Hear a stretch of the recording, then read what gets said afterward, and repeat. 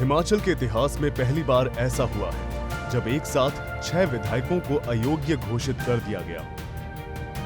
जी हां, हिमाचल विधानसभा अध्यक्ष कुलदीप सिंह पठानिया ने प्रेस कॉन्फ्रेंस करके अपना फैसला सुनाया है और स्पीकर के आदेश के बाद इन 6 बागी विधायकों को बर्खास्त कर दिया गया।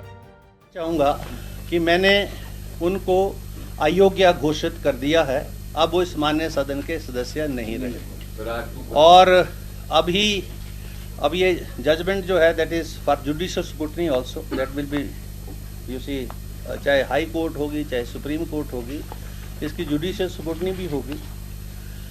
मैंने अपनी तरफ से ये प्रयास किए हैं कि दोनों पार्टियों को पूरा टाइम दिया है और मुझे इसलिए इस ऑर्डर को जल्दी करना था क्योंकि एंटी डिफेक्शन लॉ के अंदर जो इंटेंशन है उस लॉ की और कमीशन जो लॉ कमीशन की जो रिपोर्ट्स हैं वो ये बोलती हैं कि आया राम गया राम की पॉलिटिक्स नहीं होनी चाहिए। अगर आप एज ए कैंडिडेट जब शपथ लेते हैं और शपथ लेने के बाद किसी पॉलिटिकल पार्टी का कैंडिडेट बनते हैं तो आपको जो है उसी ही पार्टी और विचारधारा के साथ रहना चाहिए। स्पीकर के इस फैसले का सरकार पर क्या असर होगा? क्या 6 विधायकों का जाना सरकार को अस्थिर कर सकता है? हिमाचल विधानसभा में कुल 68 सदस्य हैं और बहुमत का आंकड़ा 35 है।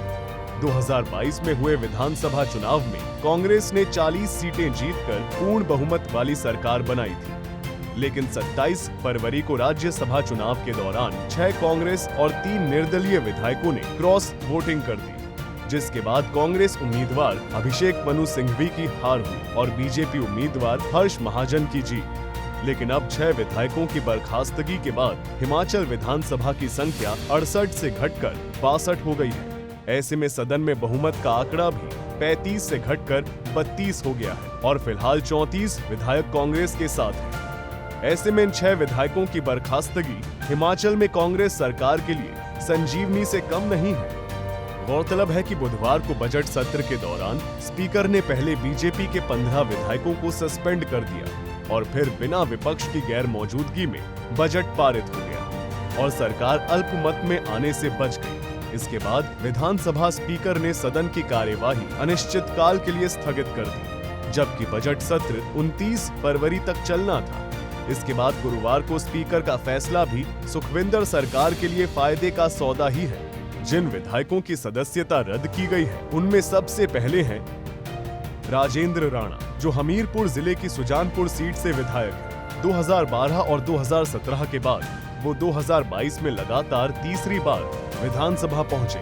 2017 के विधानसभा चुनाव में राजेंद्र राणा ने तत्कालीन मुख्यमंत्री प्रेम कुमार धूमल को चुनाव में हराया था।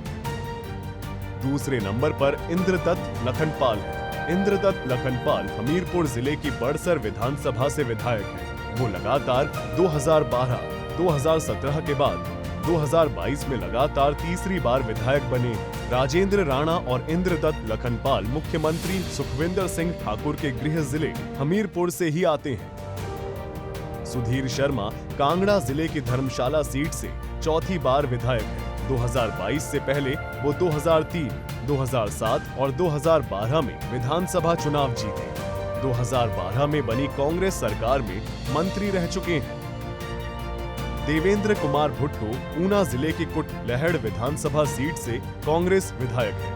वो 2022 में पहली बार विधायक बने हैं। वहीं लाहौल स्पीति से कांग्रेस विधायक रवि कुमार ने भी क्रॉस वोटिंग की है। वो 2012 के बाद 2022 में दूसरी बार विधायक बने हैं।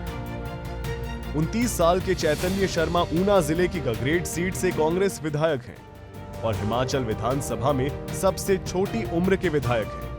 2022 के विधानसभा चुनाव में जीत हासिल कर वो पहली बार विधायक बने थे।